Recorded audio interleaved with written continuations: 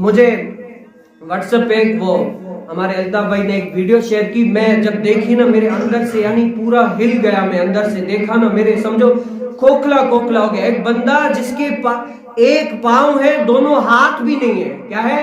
ایک پاؤں ہے، دوسرا پاؤں کٹا ہوا ہے، دونوں ہاتھ بھی نہیں ہے، لیکن وہ کیا کرتا ہے جب اذان ہوتی ہے نا گھر سے نکل کر مسجد میں نماز پڑھنے کے لیے آتا ہے.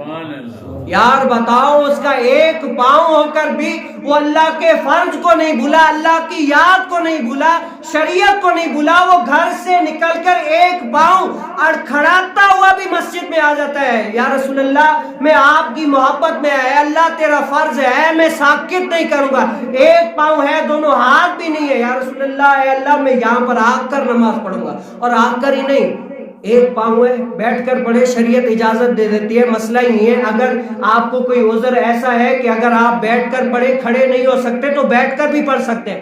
اگر کوئی ایسا عذر ہے اگر بیٹھ بھی نہیں سکتے تو لیٹ کر نماز پڑھے، لیٹ کر بھی نہیں پڑھ سکتے تو اشاروں سے پڑھے. یعنی شریعت نے اتنی آسانی دی ہے، لیکن میں نے اس کو دیکھا کہ وہ ایک پاؤں پہ بھی کھڑا ہو کر نماز پڑھ رہے ہیں، کھڑا ہو کر. یہ عشق کا دار و مدار دیکھیں، ایسی محبت، ایسی محبت اگر اللہ رب العالمین کے توسل سے اگر کسی کو مل گئی نا، میں کہتا ہوں یہ نوکری اس کے لیے سرمایہ ہے آخرت ہوگی.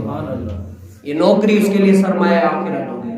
اللہ رب العالمین سے یہ دعا کرے کہ اللہ ہمیں ایسی نوکری دے، ایسی نوکری دے جس سے تو بھی راضی ہو جائے، تیرا رسول بھی راضی ہو جائے. اگر اللہ سے مانگنا ہی ہے نا تو ایسی نوکری مانگے.